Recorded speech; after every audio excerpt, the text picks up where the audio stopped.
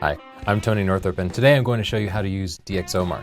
DxOMark is a website that gathers statistics and measurements about just about every modern camera and lens. So with it, you can tell which cameras give you the nice and clean image, which have more noise, which lenses are really sharp and how much vignetting they have. It's the single most useful resource we have for objectively measuring cameras and lenses, but the website can be very confusing, and a lot of the numbers they put up there, it's not obvious how to use them. So I'm just going to cover all of that. If you already know something about DxOMark and you want to jump to a specific topic, check the description of this video and you'll see links there where you can jump right to it. I already know what people are saying. DxOMark, how dare you cover DxOMark? They're full of it. None of their measurements mean anything. Prove it. I have a section at the end of this video where I show you very simply, it will only take you about 10 minutes, how you can prove that DxOMark's data is invalid.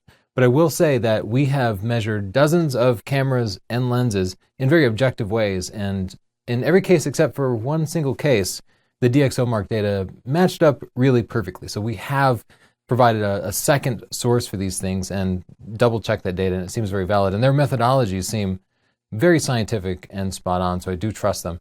And I'll also add that we are not sponsored by DxOMark. We have no relationship with DxOMark, and DxOMark has officially publicly confirmed that for those of you who doubt it. Let's go on and talk about how to browse the site just to find the camera or lens that you want. Now, if you're familiar with DxOMark's previous user interface, you'll be glad to know that they updated their user interface, and it's now much easier to browse. So when you visit the DxOMark.com homepage, you'll see this tool, which allows you to help you find something specific. So you can browse by cameras or lenses. This will allow me to, let's say I want to find just the Canon cameras that have been released in the last 2 years. I selected Canon here. I changed the date to 2014 and 2015. And this will pull up the Canon cameras, including, as you can see, fixed lens, point and shoot style cameras, as well as some aspect of their scores. So this is showing you the overall score, which I will later tell you you should completely disregard. But a much more useful score is the sports score, which measures the noise of the sensor. So here we can see from looking at the cameras released in the last couple of years that the 7D Mark II is the cleanest of those cameras. Of course, you can include cameras from multiple different manufacturers. I went ahead and added in Nikon. So we can see that there are some Nikon cameras from the last couple of years that have significantly higher scores than the Canon cameras. Thanks for putting together this great browsing tool. You can narrow it down by price too, just in case you know. If you want to spend less than $2,000, not $200, but $2,000, that's easy to do. When you're browsing lenses, just select lens here. And again, you can select by the brand. So here we see all the Canon lenses from 2012 to 2015. This slides out to kind of allow you to browse it, but again, this is the overall score, which we'll cover a little bit later, but maybe you're most interested in the sharpness. So you can see that the lenses up here at the top have the highest sharpness, and the sharpest one is this very expensive Canon 200 to 400 millimeter f4 lens. If you just want to see all the items in a list, you can just scroll down. You can see they're broken up by the year. Use the advanced filters to narrow your search a little bit. For example, if you only want to see zoom lenses, there's a checkbox for that. If you only want to see f2.8 and f4 lenses, you can specify that. So this has significantly reduced the number of lenses that we're looking at. Now, if you do want to see lenses from other manufacturers that match your mount type, you can do that easily. The easiest thing to do is to select any brand up here, and then under the advanced filters, select your camera brand. And for now, we'll set it to Nikon. And so as I scroll down here, you can see now it's including the Tamron lenses for the Nikon mount. And we can really easily see, because we have sharpness selected here, which lens is the absolute sharpest. And the Tamron 70-200 f2.8 tested the sharpest. If you want to see the sharpness on your specific camera model, go up to the mounted on list here and select your camera. So the D810 happens to have more megapixels than any other camera, so it makes it a good metric. So once we select the camera, you can see some of these sharpness scores changed a little bit. Now the Nikon 70-200 is actually rated a little bit sharper than the Tamron, and the Sigma 120-300 is up there. So it's a great way to identify lenses that meet your very specific requirements. I have found that this set of checkboxes here for lens size doesn't work especially well or intuitively. So if you select wide angle, you'd think you'd see wide angle lenses, but sometimes you see something else and some lenses are missing. So for now, maybe they'll tweak that. You might find yourself wanting to narrow it down by focal length. For example, maybe you're looking for a portrait lens from 70-200 range. That's actually not that easy to do with the browsing tool. You're probably better off just browsing through the entire list and looking at the focal lengths yourself. There are two tools under the advanced filters that should do that: the lens size tool and the focal length tool. But I found they both end up excluding a lot of lenses. So we were just looking at 70-200 lenses, and I selected telephoto, and it's definitely telephoto, but they don't show up. Instead, we see the 120-300 lenses, but not the 70-200 lenses. Instead, I think we see those under standard. Yeah, we see them under standard, even though 70-200 is most definitely telephoto. So I find the lens size tool to be a little confusing. The focal range tool here is really confusing too, because if you put in 100-200, that would definitely include 70-200 lenses, but it will not show those to you. Instead, we just see these 3 zooms that start within the 100-200 range, like their minimum focal length, but we don't see 70-200s, which we should see in the focal range there. We can put in 70-200 specifically, and they will come up. But either way, be careful when you're using those tools, because the browsing could end up excluding lenses, so avoid those and just kind of browse through them manually. Now let's talk about how to evaluate the sensor in an individual camera. So we're going to dig in a little bit more into how a specific camera performs. You can browse to specific cameras, or you can also search here. So let's search for the D5500 Nikon APS-C camera. And you can see it comes right up and I can select it here. The search feature works way better than it used to. I used to always have to go to Google to find something on DxOMark, but I like this a lot. So on the front page here, it presents 4 pieces of information. The overall score, which I completely recommend you disregard. The overall score is a term that's very misleading because it makes it sound like this is their score for the camera. But it's actually their score for the sensor, and it's very subjective because the sensor itself has different properties, as we'll dig into, like the dynamic range and the color depth and the sharpness and, the ISO. And the overall score is kind of compiling their different measurements into one thing, but sports photographers care about different factors than landscape photographers, and the overall score doesn't differentiate that. I also think it puts in some factors like color depth, which aren't useful to anybody really. So the next most important piece of data looking at this would seem to be the color depth. And I'm going to argue that DxOMark should completely remove the color depth from the front page. And I'll give you a challenge. First I'll tell you that the color depth measures the amount of gradients within a single color. So how many different shades of blue there can be. And you can see the D5500 measures 24 bits. So that's about 8 bits for each of red, green, and blue, or about 256 variations of red, green, and blue. And that's really, really good. Here's why I think the color depth should be removed. All modern cameras have an amazing color depth. And in my testing, I've been unable to determine a difference in final pictures no matter how much editing I do to a photo. So I'll challenge you to something. Send me a raw file from a modern camera made in the last couple of years and the edited JPEG of a realistic edited JPEG, where in the final JPEG you can see artifacts of the camera's poor color depth. That's all I want to see. Just show me an example where poor color depth in a modern camera actually impacts the final picture. I just want to be able to see it with my eyes. I put this challenge out there before, and I have not received a single valid submission. I need both a raw file and a edited JPEG, edited in like a realistic way.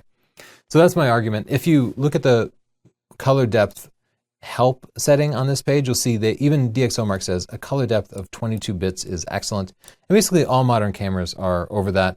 The D5500 is 2 bits over that, which means it actually has a color depth 4 times larger, 4 times more possible combinations. That's a substantially higher amount than just excellent.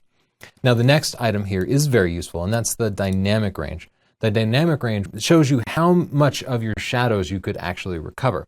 A typical photo shows you about 9 stops of dynamic range. This particular camera, the D5500, can capture about 14 stops of dynamic range in a RAW file. If you watch our review of the Nikon D810 versus the Canon 5D Mark III, there was a gap in their dynamic range, and in our photos, we showed that that gap changed the final edited picture substantially. The D810 with its higher dynamic range produced much cleaner shadows when we recovered them and made an overall much better looking picture. So dynamic range does matter to those photographers who are recovering shadows.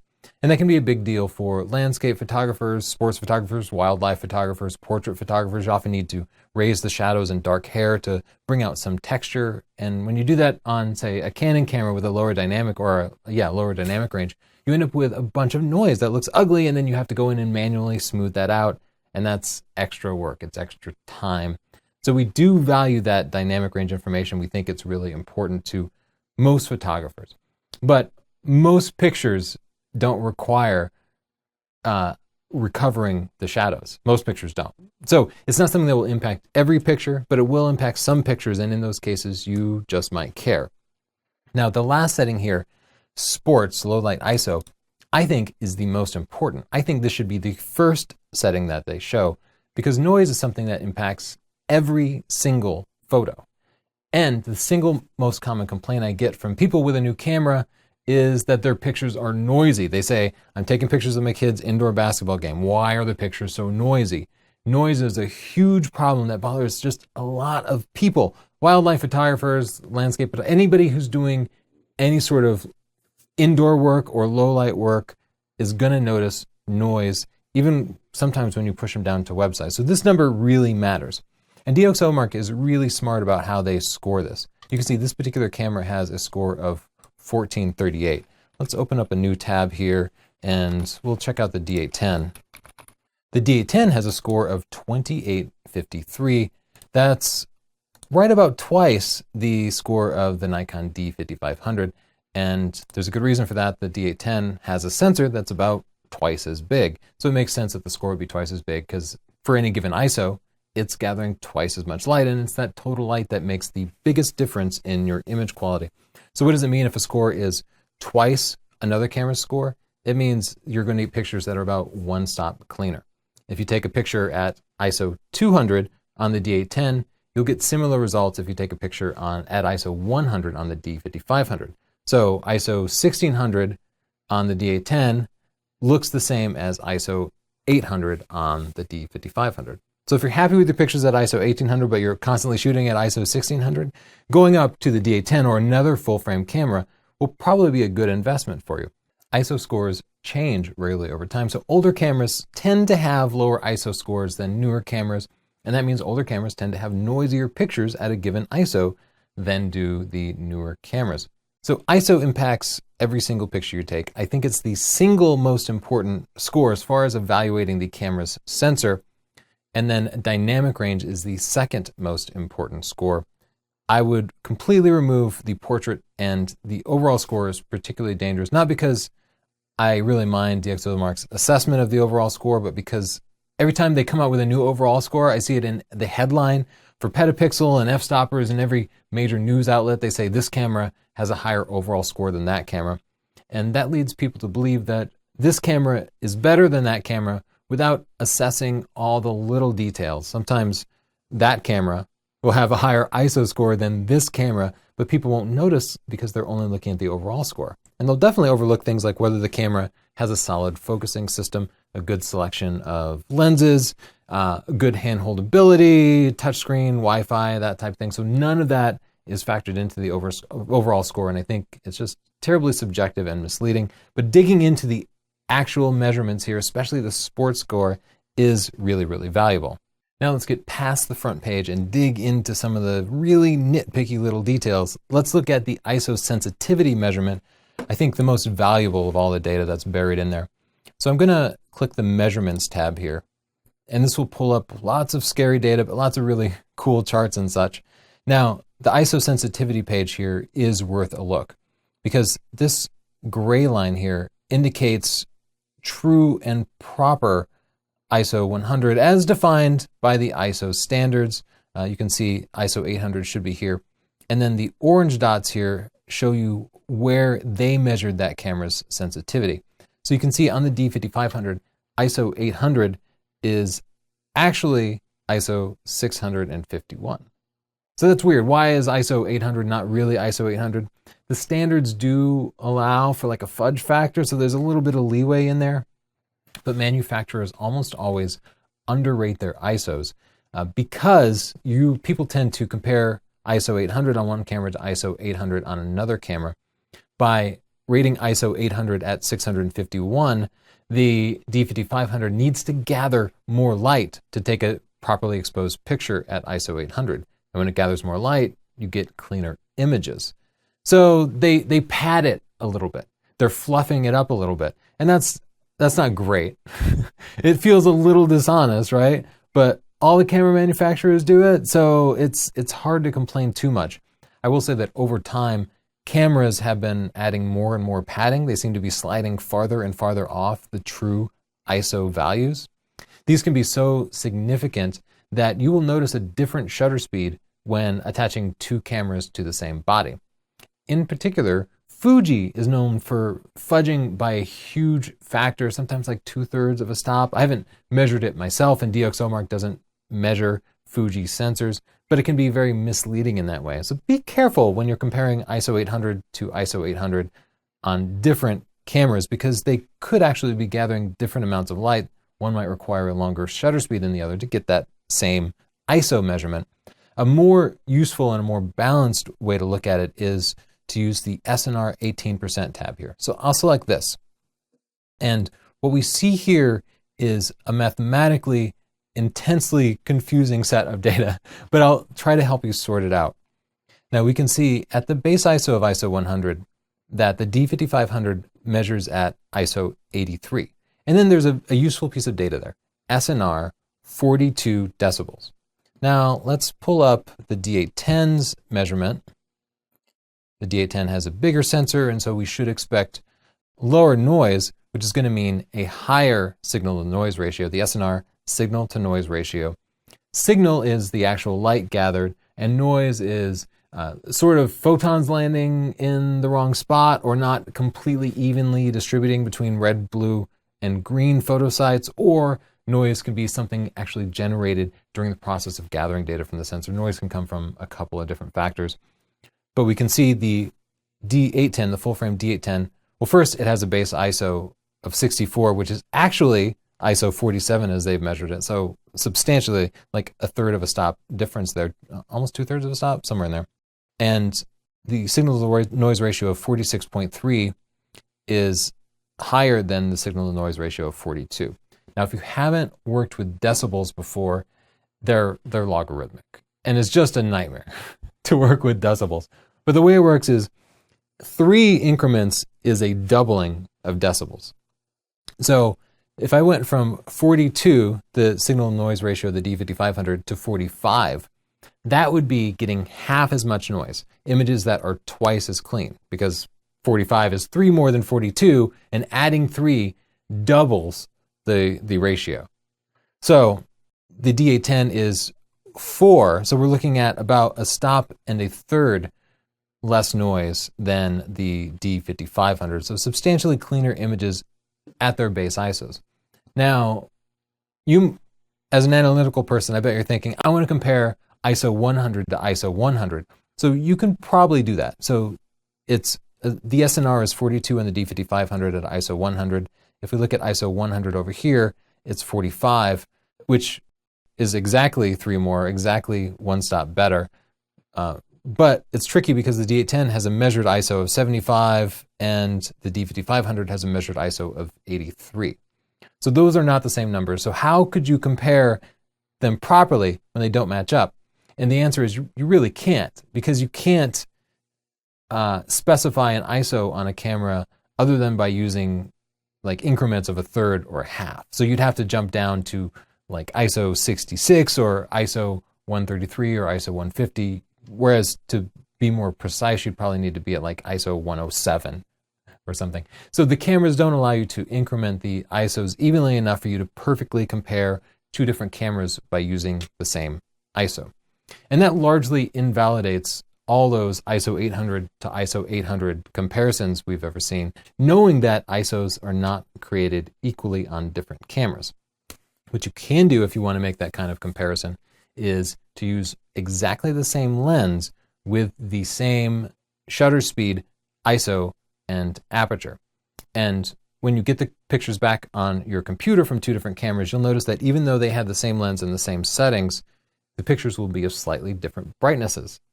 Because the D810, which might have more padding than the D5300, will end up producing a darker picture because it wants more light to bring it up to a proper exposure at ISO 100. So you can then raise the exposure in post, and that's basically the most accurate way to do a side-by-side comparison of different cameras at the same ISO. Okay, that's all mind-boggling amounts of information, but fortunately DxOMark makes it really easy. They do all that math for you, and they sum it up in one number. We looked at it earlier. It's that ISO score. That ISO score factors all of that data in, giving you a fair number to compare. So they actually look at they extrapolate a little bit between the different ISOs and find a fair place to compare. And that's part of why that ISO score is so brilliant, because it factors in all these intangibles. One more thing I want to show you on that measurements page. You'll see up here you can switch between screen and print, and you'll get very different numbers.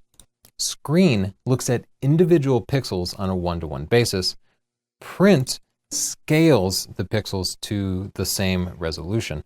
So to understand the difference, we can look at two cameras with very different pixel densities. So let's compare the A7R, which has 36 megapixels, to the A7S, which has 12 megapixels. That's a huge difference, 3 times more pixels.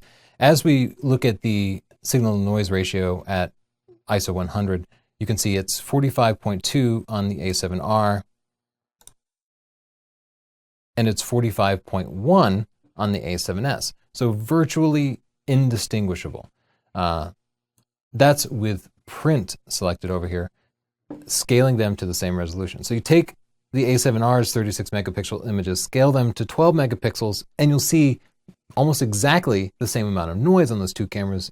Even though people kind of herald the A7S as being this low light monster, it is only when you look at individual pixels. If we click screen here, now we're looking at one-to-one pixels. And ask yourself, when do consumers look at pixels one-to-one? When do the final people looking at your pictures ever look at the pixels one-to-one? The answer is never. I cannot come up with a single scenario where a picture taken with two different cameras with different resolutions would be viewed in a real-world scenario at one-to-one. If you're viewing on the web, you scale it to the screen size. If you're making a print, you scale it up or down. So those 36 megapixels in the A7R get smushed together, and every 3 pixels will take up the same amount of space as 1 pixel. So comparing them 1 pixel to 1 pixel isn't especially meaningful. But if we do look at that one-to-one pixel signal-to-noise ratio, we'll see the A7R has an SNR of 38.6 decibels. The A7S with 12 megapixels has an SNR of 43 decibels. So 43 versus 38, that's about 5 decibels, or almost 2 full stops better. But it's saying each individual pixel is gathering 2 stops more light, or about 4 times more light. A little bit less, but each pixel is 1/3 or 3 times bigger than the A7S. So it turns out those pixels are actually very equal. A lot of people will go in when they're trying to, say, defend a low megapixel camera, and they'll look at these screen measurements. But again, I think we can just safely completely disregard the screen SNR measurements and use only the print measurements. Now let's dig into the nitty-gritty of the dynamic range measurement. Jump back over to DxOMark. This is the D5500. You can see that 14 stop dynamic range happens only at the camera's base ISO. So this is optimistic. But often you are shooting at that base ISO. As you go up higher and higher in your ISOs, you can see the dynamic range stops. So as you jump 1 stop from ISO 100 to ISO 200, it goes from a dynamic range of 14 to 13 and a little bit of change. So that's interesting. You increased the ISO by 1 stop and you lost 1 stop of dynamic range. You could say that shooting at at ISO 100 captures almost as much range as shooting at ISO 200. And what this means with this particular camera, and with most Nikon and Sony cameras, you can get the ISO wrong completely and still get almost exactly the same picture, almost. As we drop from ISO 100 or ISO 200 to ISO 400, we go from 13.27 to 12.22. So that's, again, almost precisely one stop loss of dynamic range by increasing the ISO one stop. So literally, you could go around and pretty much just shoot at ISO 100, wildly underexposure photos, and then crank them up in post-processing by adjusting the raw file, and you wouldn't really be losing anything. Cranking up the ISO really just cuts off one stop from the brightest part of your picture. Your ability to recover those highlights is lost, but you don't actually gather any more data on this particular camera. If we look at the D810 here, we'll see a similar sort of measurement. You see each stop goes down about one stop in dynamic range. 100 to 200 goes from 14.36 to 13.48, so almost exactly one stop. But let's look at a Canon camera. Let's look at the 5D Mark III. You can see my traditional way of searching. I just use the word DxOMark and then the name of the camera or the lens. I'll go to the measurements here and then select dynamic range. And again, this is the D5500, a straight line. This is the Canon, a very curved line. So the dynamic range never gets up to 14. It's much, much lower, at 11.7. And that's why we saw the better performance of recovered shadows from the D810 in our test than we did from the Canon. DxOMark's measurements are assessing that and letting us know without having to run the test ourselves. We'd be able to predict that the D810 or even the D5500 would allow us to recover shadows much better. But once we get to ISO 3200 here, the D810, the 5D Mark III has a dynamic range of 10 stops. ISO 3200 on the D810, 10 stops. So that dynamic range difference, we can tell it disappears once you start shooting at higher and higher ISOs. These Nikon and Sony sensors have a significant dynamic range advantage at their base ISOs, which is really where it matters the most. But as you get into the higher ISOs, that disappears completely. So if you're a sports or wildlife photographer and you're constantly shooting at ISO 800 or 1600, you might not care about this dynamic range difference. That's not something that's surfaced on the front page score here. Here we see the optimal dynamic range. We don't see the dynamic range at higher ISOs. So again, you have to think about how you use the camera. If you're a studio landscape photographer shooting at the base ISO, you can just trust that measurement on the front page. If you're a sports wildlife photographer, somebody who uses higher ISOs, you'll need to dig in a little bit, and pretty much what you'll see is there's not that much difference between different cameras. You can see the Canon cameras just are not as efficient as the lower ISOs, and they're just not keeping up with the Nikon and Sony sensors. Now we'll dig into color depth again. I just want to show you also how that tends to vary from different ISOs and why you might want to dig into the specific measurement. Again, going to the Measurements tab, clicking Color Sensitivity here, we can see the number you see on the front page is the optimal color depth taken at the base ISO of the camera. The D5500 is about 24.1 bits. The D810 is significantly higher, more than a full stop, but it falls off. So as we go higher and higher ISOs, you see less and less color depth. Looking at the Canon, we see the same sort of performance here. And that's a big part of why, as you look at high ISO images, you start to see that sort of noise. They just don't capture as much detail. And when you're manipulating them, you're going to see more artifacts from working with that high ISO. So let's just look at the D810's color depth at ISO 6400. Here we can see it's 17.2 bits. If we go to the 5D Mark III at 6400, we can see it's 16.2 bits. So the difference is one stop.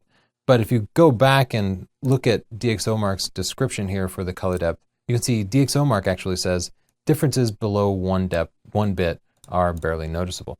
So if you're looking at just the front page, you will think the D810 with a color depth of 25.7 bits is a stop 1.7 bits better than the 5D Mark III.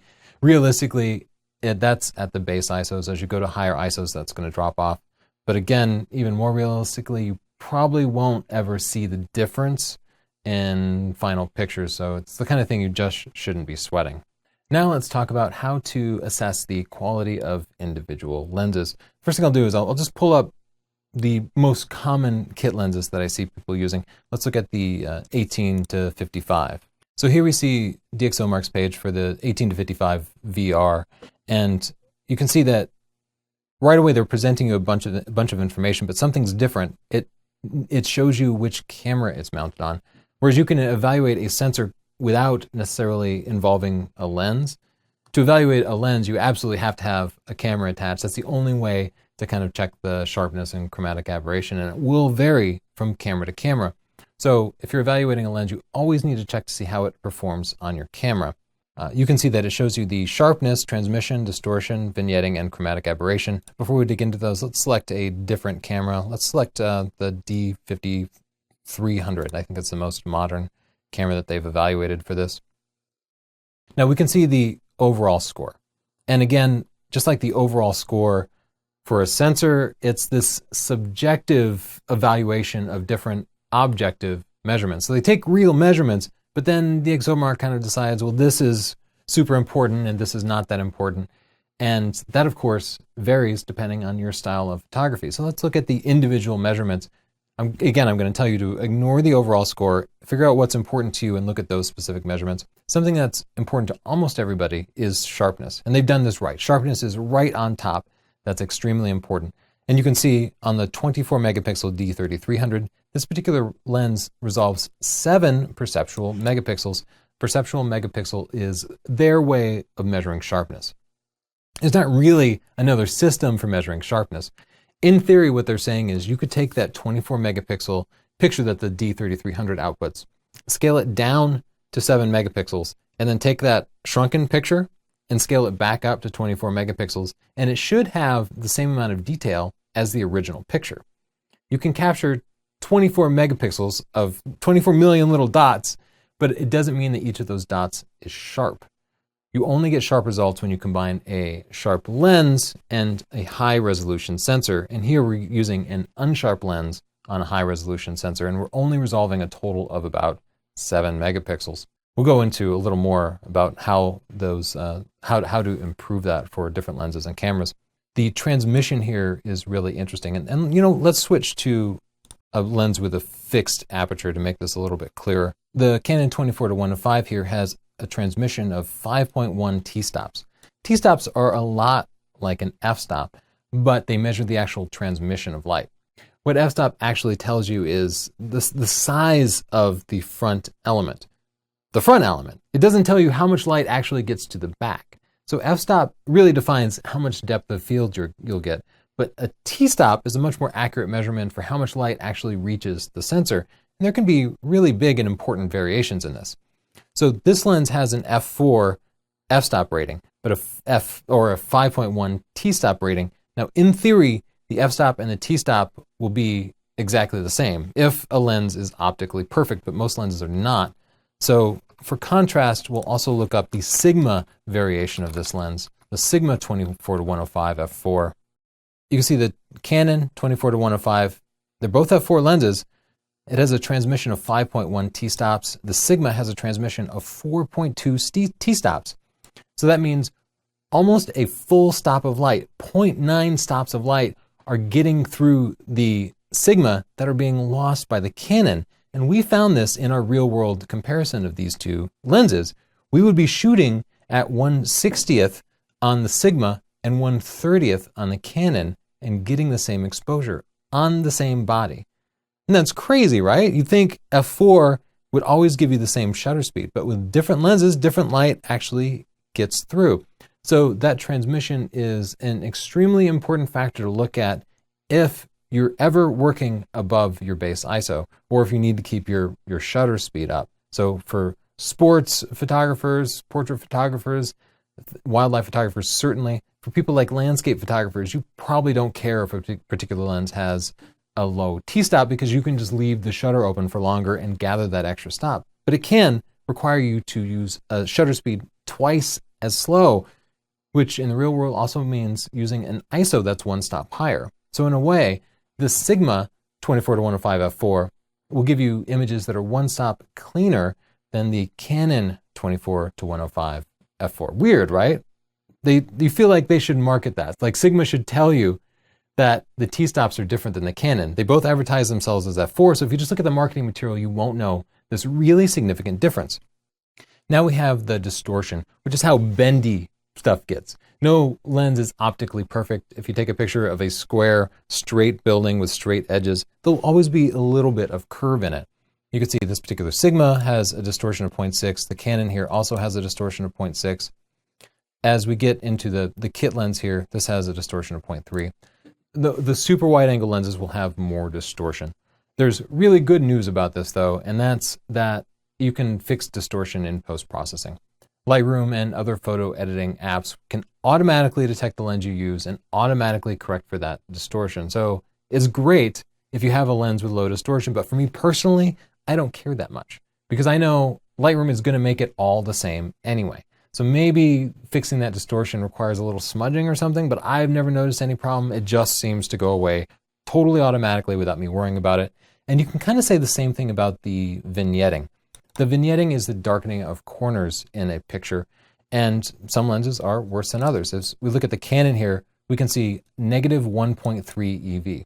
That means that the corners are 1.3 stops darker than the middle of the sensor.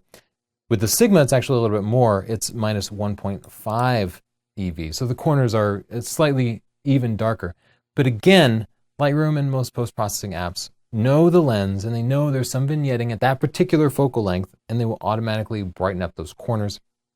Because they're being brightened, you'd be introducing additional noise. So you'd see 1.5 stops more noise in the corners, but that's never really been a problem. Most of the time, the part of the subject you're most interested in is in the middle anyway.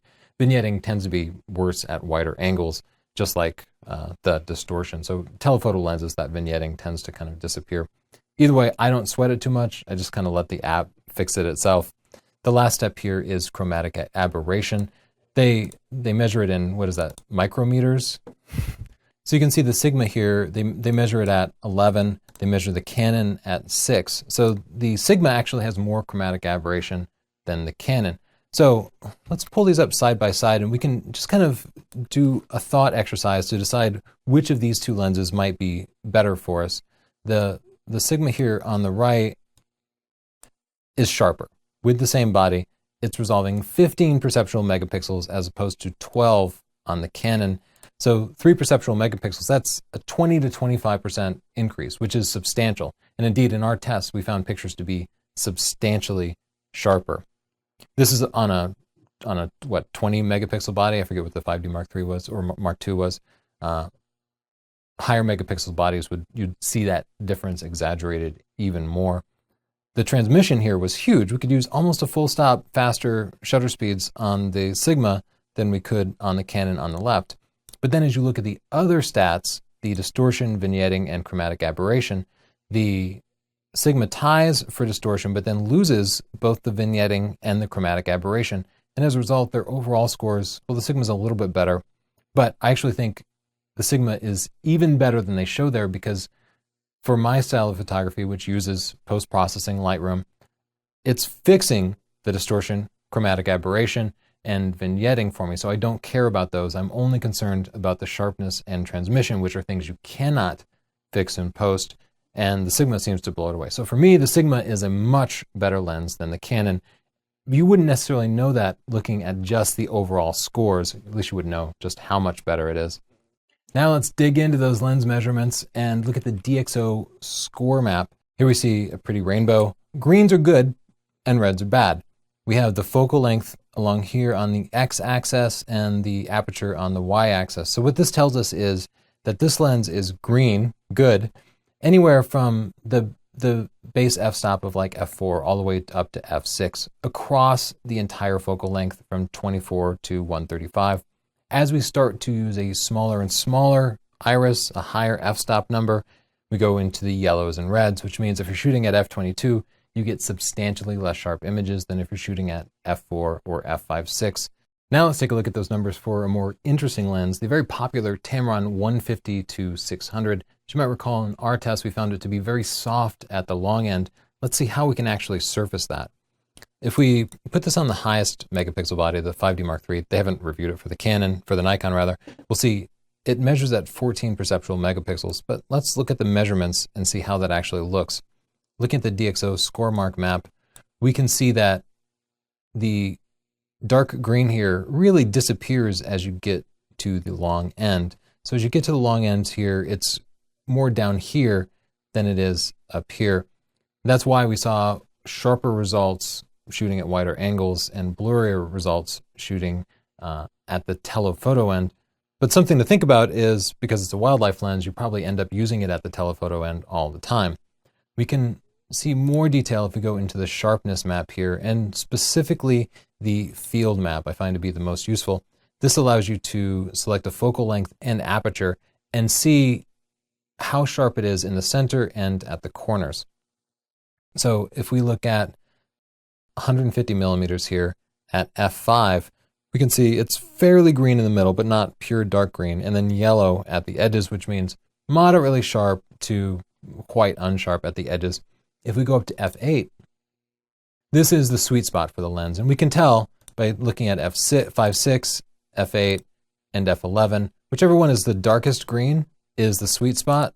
So f8 here is the darkest green, and thus it's the sweet spot when you're shooting at 150 millimeters. Now let's zoom all the way in, like we're taking a picture of a faraway bird. We'll go to 600 millimeters. What we see here at f8 is more yellow at the corners, but more green in the middle. But let's open it up to f5.6. And now what we see here is a very yellow field, a little bit green in the middle, but you can see this overall is not nearly as sharp as we were getting at 150 millimeters, or even at 400 millimeters. Going out to 600 millimeters, open it up again, it keeps changing that for me. Going up 600 millimeters makes everything significantly less sharp, but you can get more sharpness out of it by going to f8. And if you go to f11, not much difference. It looks like f11 is actually a little bit sharper than f8. So that tells you want the sharpest possible pictures, go to 600 millimeters and f11 with this lens. It also kind of allows you to compare it to other lenses. So this is an extreme example, but let's look up the Canon 600 millimeter f4 lens. It's like a $13,000 lens compared to a $1,500 lens. So it's not like it's a fair comparison, but just for the sake of understanding what these measurements mean, it's an interesting way to look at it. I need to make sure I select the same camera body. I chose the 5D Mark III. So let's look at the measurement here. Go to sharpness and field map, zoom out a little bit.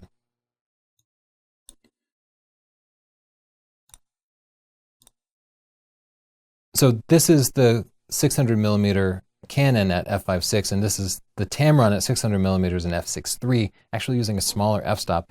We can see solid bright green over here, which means you'll be getting incredibly sharp images with the incredibly expensive Canon 600 millimeter and very unsharp images with the Tamron at 600 millimeters. So this lets you know that you're getting what you pay for with the Canon, right? Not putting down the Tamron, just saying as you're evaluating different lenses, this is how you can tell.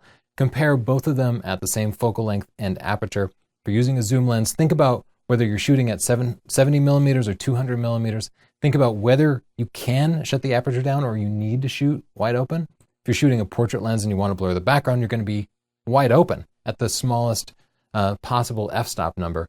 If you're shooting landscapes, you might be up at f11, so you might not care how it does wide open. With this particular example, and with wildlife lenses where people are very concerned about sharpness, you need to be looking at wide open and the long end of the lens, because that's what most wildlife photographers will use.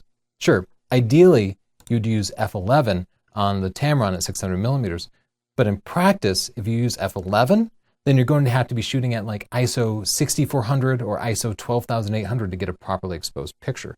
So by shooting at f6.3, you'll be able to use a lower ISO, getting cleaner images, but the sharpness drops off. And that's in full daylight. So unless you plan to add artificial lighting or something, or you can work at a slow shutter speed, which you can't for things like birds in flight, then it might not be practical. But again, it depends entirely on your style of photography. Let's take a look at DxOMark's detailed information about distortion for a particular lens.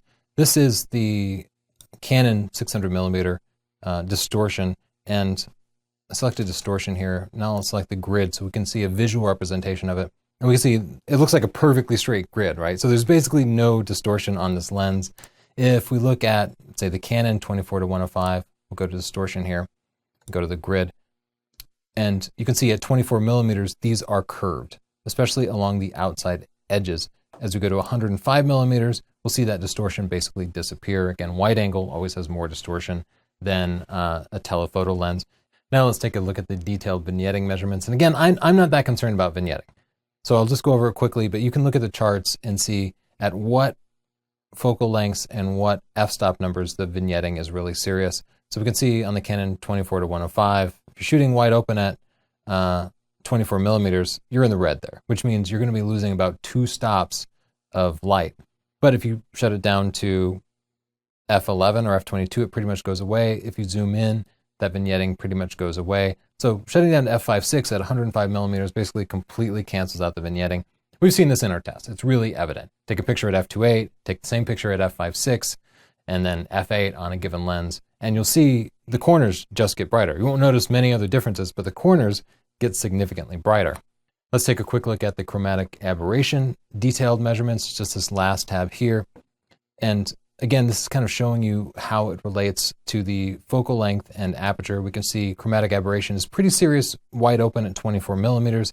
As we zoom in on this lens, it disappears, or as we shut down the aperture a little bit. So again, we can see going down to f8 pretty much eliminates both chromatic aberration and the vignetting. So again, this is useful for figuring out the sweet spot of a lens that you own. You can see that by going to f8, you can pretty much completely eliminate the chromatic aberration and vignetting of your lens and up the sharpness. Varies by every lens, f8 or f11, it's not always the same. I think DxOMark is an incredibly useful tool, the single most useful tool for evaluating gear around, and they've done an incredible service by measuring these things and then providing them to the public for free. It's remarkable. Thank you so much, DxOMark. I do have a couple of suggestions for how we can improve it. I've covered some of this already. I think the ISO score should be the most important score for the sensor. We should get rid of that overall score and deprioritize color depth. Keep the measurement, but don't surface it to the front page. Bury it on the measurements page where people can find it if they need it. But a lot of people are thrown off. They see that the measurement is for portraits and they think, I take portraits, therefore I need a camera. I need to choose the camera with the higher color depth, and they're being misled. They're not looking at the ISO, which would be much more important in actual portraiture. Remove that overall score. All the media is using it as an overall assessment of the camera, and they're saying, you know, Canon's brand new camera doesn't have as high an overall score as Nikon's camera from 5 years ago. But they're overlooking the fact that it might have lower noise or some other performance benefit, maybe because something like the color depth has thrown off your overall score. Get rid of that overall score. Force users and the media to dig into the specific ISO and color depth scores. Highlight the optimal image quality. This should be added to the front page right below ISO. It should list ISO, optimal image quality, and then dynamic range. The optimal image quality should be an assessment of your signal to noise ratio, the SNR, at the base ISO. I would suggest you come up with a new measurement based around a relative ISO score, just like you did for the sports/ISO score. I would also like to see cameras measured by the sharpness of their sensor, because we're starting to see sensors that have the anti-aliasing filter and the optical low pass filter either removed or bypassed. And when you look at the measurement of a given lens, you might see a 20 to 25% improvement, even though the two cameras have the exact same megapixels. And right now, as you're comparing two cameras, there's no easy way to see that. You have to select a specific lens and then compare the sharpness of those two cameras. But people, you don't know to do that when you just get to the DxOMark page and you're looking at the page for a specific camera. So clue people in that one camera might extract more detail out of a given lens, even though they have the same megapixel count. This is important data that's not being easily surfaced. People have to know to actually look for it. Also, somebody needs to measure the effective focal length of lenses. Nobody is right now. As we've discussed, focused breathing causes some lenses to lose focal length as you get closer to a subject. Watch our comparison of the Tamron and Sigma 70-200 lenses to the Canon 70-200 lens, and you'll see that those lenses up close are more like 150 or 160 millimeters. Even though they're indicated 200 millimeters, the Canon stays true at 200 millimeters. In our own testing, the Nikon 70-200 f2.8 shrinks to about 135 millimeters when you're taking a headshot. The Canon 70-200 is still 200 millimeters. It baffles me that Canon doesn't use this for marketing and that they haven't found a way to put that in their description of the lens.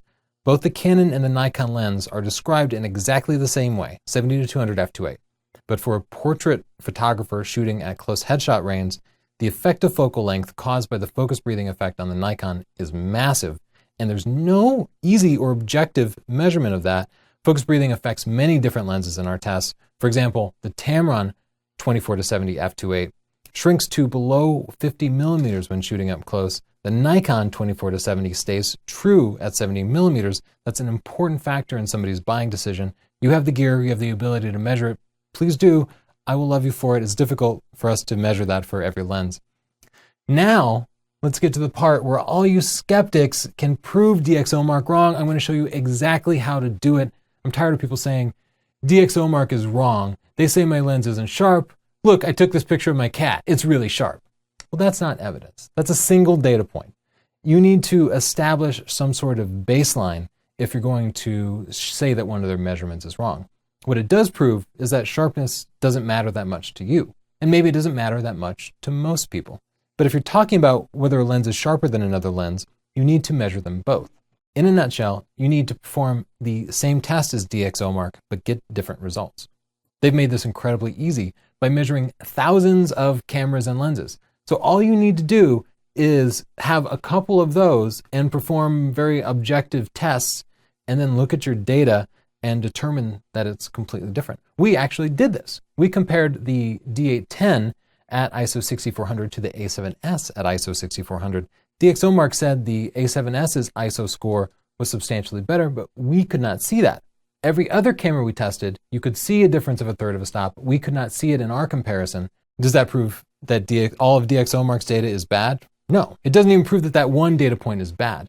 I asked other people to repeat my test because when people repeat a test, the value there is more useful and more solid. It could be that the problem was on DxOMark's side. It could be that my side had a problem.